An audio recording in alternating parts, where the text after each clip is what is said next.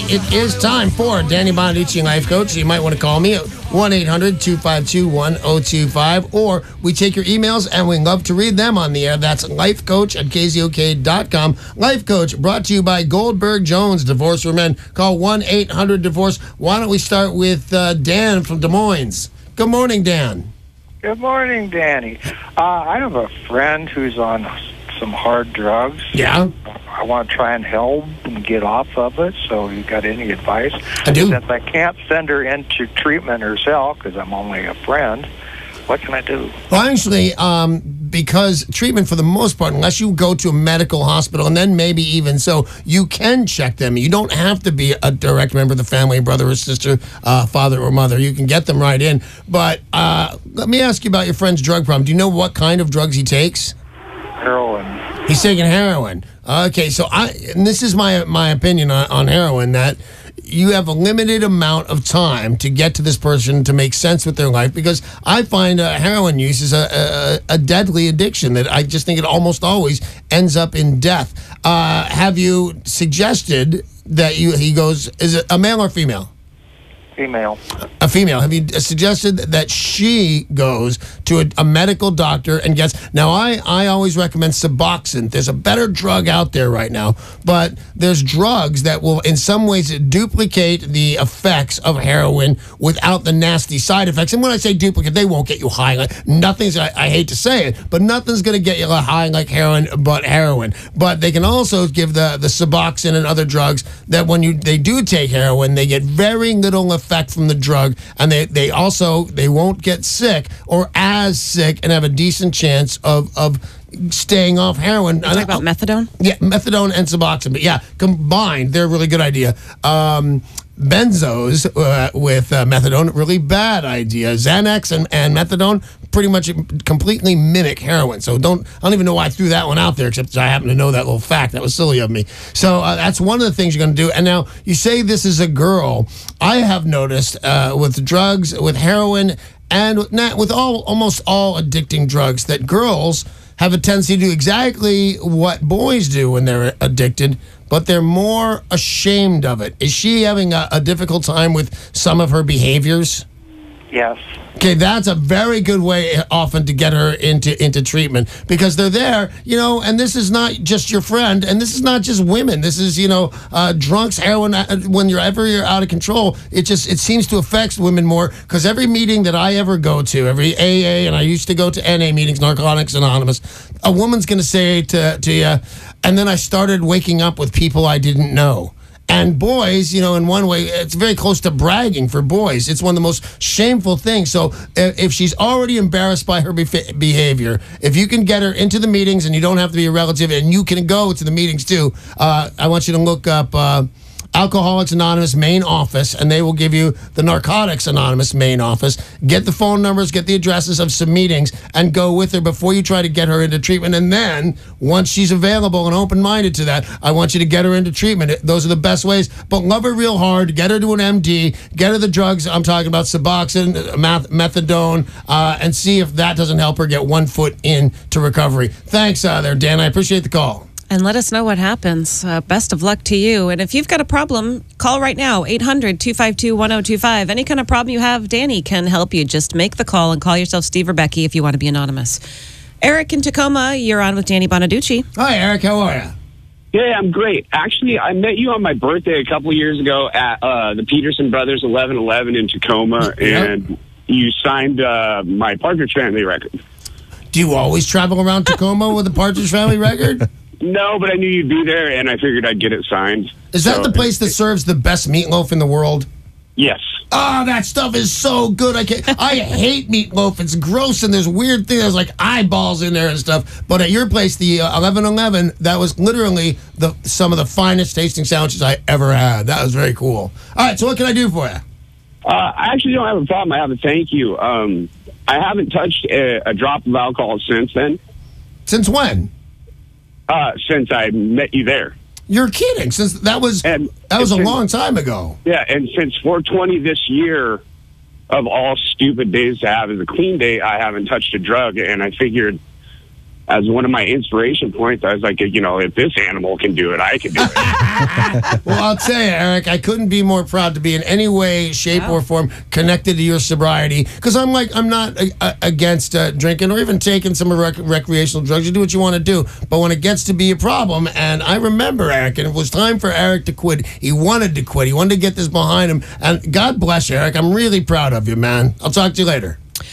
Let's put you on now with Abo, who is calling from Kent. A lot of people calling in from Kent, and there is still time, by the way, for you to call the life coach at 800-252-1025. Abo, good morning. Hi, how's it going, Sarah? Good, thanks. You're on with Danny Bonaduce. Yeah. Hey, Danny. Yeah. I'd just like to thank you. I called you back a few years ago, and they had me on medical for my pain. Yeah. And then. Are you turning your TV up really loud? No, I don't have the radio on. I hear something playing. Me too. All right, if you can. Sounds like he's watching TV. It's confusing to you, but if you can just muscle through what you want to say. I'm in my vehicle driving, and there's no radio. No, it's. Oh, that's weird. Was that us? That's there us. you are. Wow. Oops. Hey, no, I was just calling to thank you, Danny. I was on medical marijuana, still am, but and I was trying to get a job, and they wouldn't hire me, and I was complaining, and you said, hey, you can't expect them to have you work like that. Go find something else, and your life will work out. Hey, and I did, and my life's great. Thanks to Danny Bonaduce. Wow. You're not expected as you walk through life, especially in my shoes, to hear that too many times. You're mostly hearing people that are, they're leftovers that are still mad at you. But it's been, I guess, long enough that people are, relating. Well, thank you so much there, Abo. It was really nice talking to you, and hang in there, because I also remember talking to him. It's like, it's nobody's fault that they're not going to let you work on heights or anything on a building when you're on medical marijuana. No one's going to insure you, man. Do something new. And he did. Yeah. God bless. So I always say, call now with your problems, because Danny Bonaduce can help you. And you can hear with people calling back in, you can help people. Yes, you can. 800-252-1025. There is still time to call if you have a problem, because he can help you. Stephanie in Tacoma has sent an email to the life coach. I am overweight. I'm having a terrible time losing weight. I know it's not healthy for me to be this heavy. I've studied the health concerns and various weight loss strategies. I just seem unable to motivate myself to start a diet and exercise program. I figured out what to do. I just can't get myself to start. What do you think can help get me motivated to start my diet? I'll give you a 6-day lead. Start on Monday. Anybody that knows me knows that that's what I do every time. I absolutely. I'm going to start my diet on Monday. As a matter of fact, I'm starting a weight loss program, and I'm starting to see January, February, March. I'm starting March 1st. I'm not even starting on a Monday. I'm starting in March. So give yourself a goat date. On this one, it's Monday, and it seems like the diet's the thing, the food's the thing with you. So here's what I think we should do. And I don't know how big you are, because I will tell you this, with the people that I know, I would very likely to say lap band surgery, depending on your height and your weight, but I don't know yours. So let's not diet on Monday. Let's start a diet and exercise program with the exercise. Now, again, I don't know how big you are, so I want you to start at the gym, and I want you to ask somebody, how much should I do? How far should I go? And let them know you haven't started any. And if you have a treadmill at home, just play it real safe. I'm going to say, is 3 miles an hour too slow, or is that about right? 3. That she's not jogging at all at 3. Yeah. She's walking. That's walking. Let's go. You know what? Maybe 3 is fine for somebody who's overweight and just getting started. If she cares this much, she could be as big as 300 pounds. Well, it's also 60 degrees out. Go for a walk outside as long as you can. Absolutely. That's a very nice answer. Go for a nice walk. I forgot that it's 60 degrees out. But start on Monday with a measured distance of walk. Not at a certain speed. You don't have to do that yet. It's outdoors. Go a certain amount of blocks and back to your house, and do that and add time to it. And then when you're going, okay, I'm walking a mile. I'm walking a mile uninterrupted. Then I want you to start your diet, because you now need better calories for what you're doing. You need a special carbohydrates, special proteins, things like that are going to get you amino acids. So I want you to start your workout regime Monday. And then when you do half a mile and feel pretty good about it, then I want you to start to look into your calories. And I was hearing everybody was fit in Palm Springs. Everybody was in really good shape. I was hearing a lot about the Miami South Beach diet. It's a lower carb, higher protein diet. There's a bunch out there, but I will tell you this about diets. Every single one of them works. Just stand by and really do it, and don't cheat, and you will lose the weight. Everybody I know is the Atkins diet, Weight Watchers, Nutrisystem, something else. They all work. They all work just fine. Stick with them and walk around your block a few times or walk on a treadmill. I swear to God, that will work for you. Yeah, I remember Jared from Subway was saying that he just started walking to go along with his Subway. You know, you just got to do something and get out there and do it, right? Next Monday. Yep, and I bought a treadmill at the beginning of the year so I could start. And I'm going to get it on it in March. Yeah, if it takes 3 months, that's okay. It's better than none at all. Better than nothing at all. Yeah. If you would like to reach out to the Life Coach 24/7, the email is available, lifecoach@kzok.com, and you can call 800-252-1025. Emmett in Seattle sent an email to the Life Coach. It seems I have a problem with women. The ones who I'm not really interested in want a relationship with me, and the ones that I really am interested in only want me for sex. I'm not bad looking. I admire women who have their own and income and they stay in shape, but it's weird. What do you think I should do to get the woman that I want? Okay, as a guy, I think you should shut up. I don't mean that in a bad way. It's a line from a movie that I really, really liked, and it was, what does it do? What do you do when your real life is better than your wildest dreams? And the guy says, keep it to yourself. You got a problem that girls only want to have sex with you? I don't know that you want to tell me, Paul, and Gibbons that, because we're just going to say, shut up! But I believe you, and I believe it's a real thing, because imagine if reverse it, and what's his name again? Emmett. Imagine Emmett's a girl now, and he's saying, you know what? I only like the guys that are really mean to me, and the guys that I don't like the guys that actually want to ask me out. You hear that all the time with girls. It's the same thing, man. You've walked into it. I'm going to suggest this. Whatever you're doing to bring this on, it's pretty much your responsibility. It's not their responsibility. I will tell you this. You're putting something out there, and your message is being received by these young ladies. So just find out what you've been doing and tweak it enough so you're getting the results you want. But here's the main thing of my advice on this one, because I think it's important.